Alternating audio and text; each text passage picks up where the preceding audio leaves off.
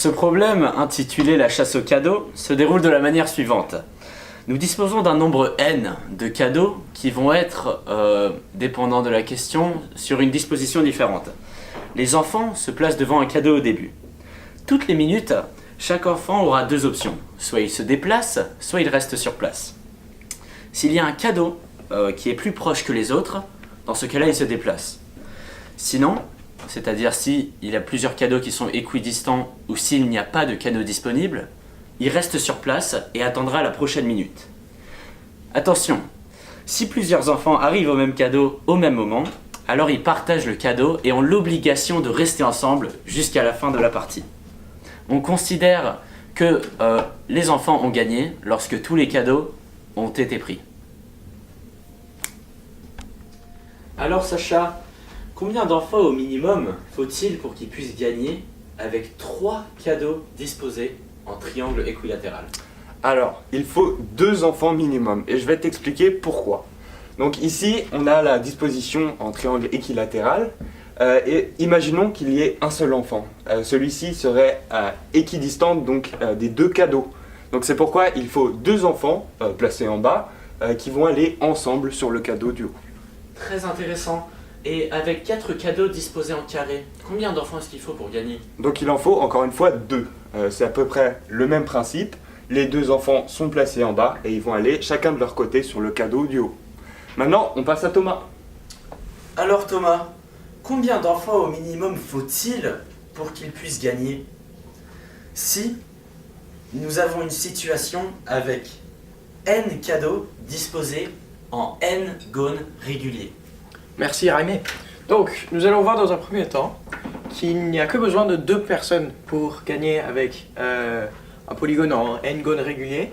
Et c'est très simple, c'est parce que il faut aussi qu'ils soient positionnés l'un à côté de l'autre.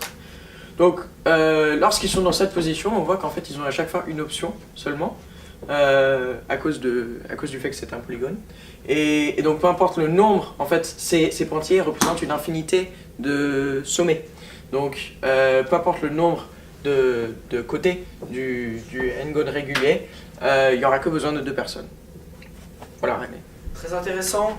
Et juste pour continuer rapidement, combien d'enfants est-ce qu'il faut cette fois-ci avec 7 cadeaux disposés en hexagone, avec, attention, un cadeau au centre? Donc, on a notre cadeau au centre ici. On va le nommer personne numéro 3. Encore une fois, on a besoin que 2 personnes en plus de cette personne au centre. Donc, en fait, cette personne est plutôt utile, vu que elle ne va jamais se déplacer, car à chaque étape, on peut voir qu'il y a 2 options à une distance équidistante. Donc du coup, les personnes 1 et 2 vont passer du côté, comme on peut voir ici au moment temps 1, et puis ensuite vont passer en bas au moment temps 2, qui fonctionne encore une fois parce que le 3 a 2 options équidistantes. Ça ne fonctionne pas avec avec une seule personne, parce que la personne ici aura 2 options à chaque fois. Voilà, Rémi. Merci Thomas. Alors Madison, Diego veut répartir B fois B plus 1 divisé par 2 cadeaux, qu'il positionne en réseau triangulaire comme sur la figure 5. Combien d'enfants faut-il au minimum pour gagner avec cette disposition initiale? Je te conseille de traiter les petites valeurs de B pour commencer. Eh bien, Sacha a déjà traité un petit cas avec B est égal à 2 et on a vu qu'il fallait au minimum 2 enfants pour qu'ils prennent tous les cadeaux. Et donc, nous, on a posé l'hypothèse qu'il faut au moins B enfants pour prendre B fois B plus 1 sur 2 cadeaux dans la pyramide B. Et on a fait une preuve par récurrence. Donc, le cas initial, c'est Sacha qui a répondu. Et supposons qu'au rang B-1, il faut au moins B-1 enfants pour gagner dans la pyramide B-1. Après, rentrons dans le cas avec B enfants, B-1 enfants dans une pyramide B. On voit bien qu'il y a une rangée max. Ça, c'est une pyramide B, ça, c'est une pyramide B-1 et ça, c'est la rangée max. Et en fait, il faut au moins un enfant dans la rangée max, parce que sinon, même si cette pyramide est complètement remplie d'enfants, ils ne pourront jamais accéder dans les cadeaux de la rangée max, parce que même s'il y a des enfants partout ici et ici, ils seront toujours équidistants de 2 cadeaux de la rangée max. Et donc ils ne pourront jamais prendre ces cadeaux, Et donc il faut au moins un enfant dans la rangée max.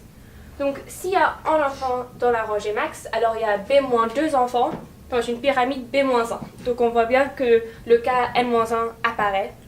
Mais il faut démontrer que les enfants de la rangée R max ne peuvent pas aider les enfants de la pyramide B-1.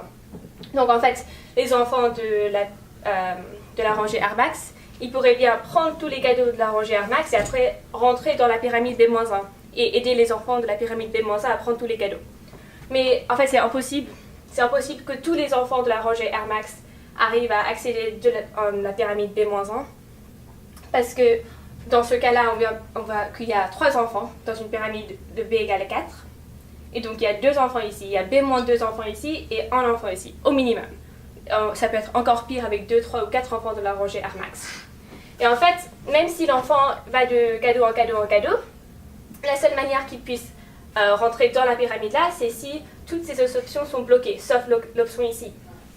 Et en fait, pour faire ça, il faudrait soit complètement remplir cette rangée, et après complètement remplir cette rangée avec B-1 enfants, et après un enfant ici, ça revient à avoir B enfants au total, et on n'a que B-1 enfants.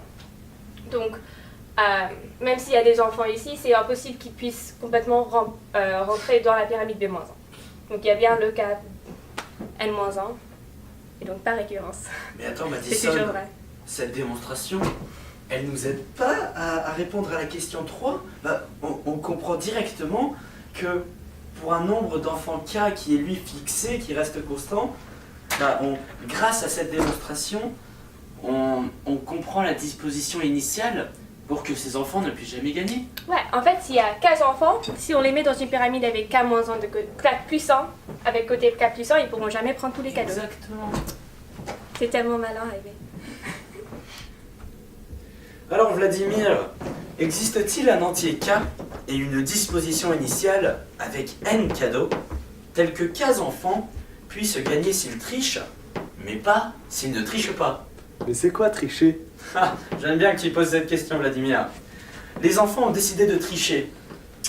Ça veut dire qu'ils ont eu une stratégie de groupe et ils peuvent parfois décider d'attendre en restant à leur place au lieu d'aller chercher le cadeau le plus proche.